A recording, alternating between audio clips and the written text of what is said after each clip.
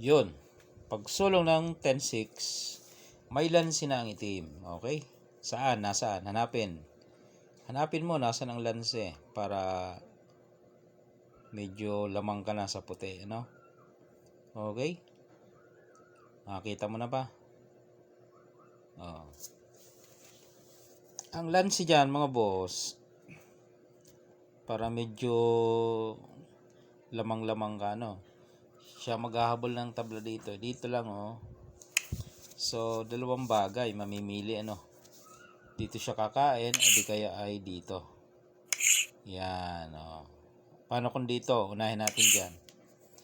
Kapag dyan, ay di papakain ka lang dito. Yan. Kain, kain, kain. Yan. Tapos ibigay mo ito. Ibuksan mo yan. Yan, nakadama ka. Ang piyesa mo ay 5. Pero may isa kang dama, no? Ang puti naman, 2, 4, 6. Pero walang dama. Puro piyon. So, ganyan. Ano na lang yan? Kontrolin mo na lang. Ano mo na lang yan? Computation, no? Sariling discarding mo na lang yan, no? Kasi may dama ka na, oh. Dapat makontrol mo yan. Kung once na hindi mo makontrol yan, baka matablahan ka. Okay? Doon naman tayo sa kabila. Doon kumain sa kabila. Balik tayo. Kasi ito pwede niyang pabalikin tapos pakain. Yan. Captured nga ang dama pero malulugi ng isa. Okay? So, balik tayo doon sa isa. Dalawang option ng kain eh. Yan, nagpakain tayo dito. So, yung kanina dito.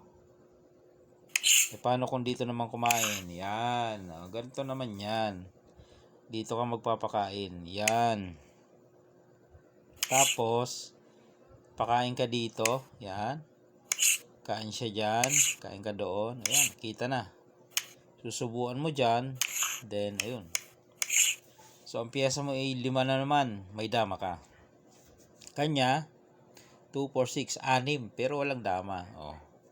Pag ganyan, kailangan makontrol mo, no? Matuto kang kontrolin ang laro. Kasi may dama ka na malaking bagay na yan. Kasi once na hindi mo yan makontrol, mauwi sa tabla. Alright, mga lansihan. Pinapakita lang natin yung mga lansihan sa larong dama. Ano?